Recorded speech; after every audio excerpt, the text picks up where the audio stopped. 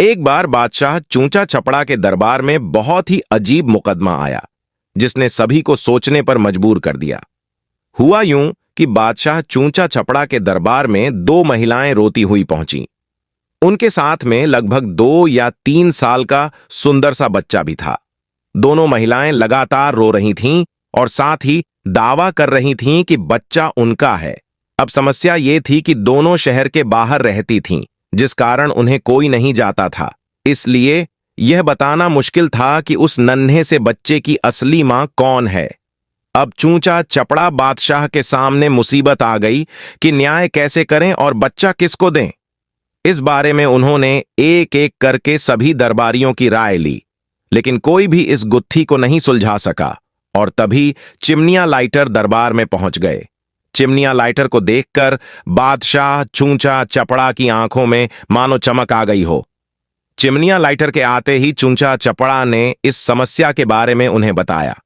चूंचा चपड़ा ने चिमनिया लाइटर से कहा कि अब तुम ही इस समस्या का समाधान करो।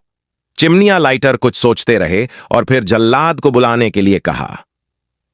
जल्लाद के आते ही चिमनिया लाइटर ने बच्चे को एक जगह बैठा दिया और कहा, एक काम करते हैं, इस बच्चे के 2 टुकड़े कर देते हैं।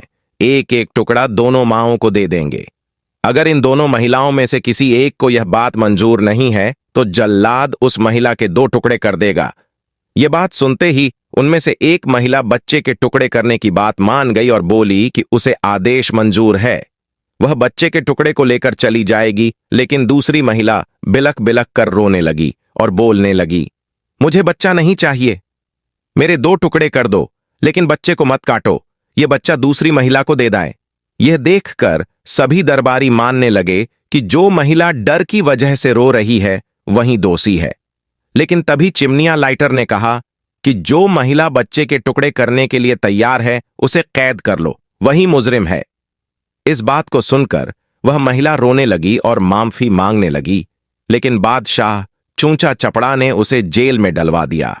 बाद में चूंचा चपड़ा ने चिमनिया लाइटर से पूछा कि तुमको कैसे पता चला कि असली मां कौन है। तब चिमनिया लाइटर ने मुस्कुराते हुए कहा, महाराज, मां सारी मुसीबतों को अपने सिर पर ले लेती है, लेकिन बच्चे पर आंच भी नहीं आने देती, और यही हुआ। इससे पता चल गया कि असली मां वह है जो खुद के टुकड़े करवाने के लिए तैयार है, लेकिन बच्चे के नहीं। चिमनिया लाइटर की बात सुनकर बादशाह चूंचा चपड़ा एक बार फिर चिमनिया लाइटर की बुद्धि के कायल हो गए।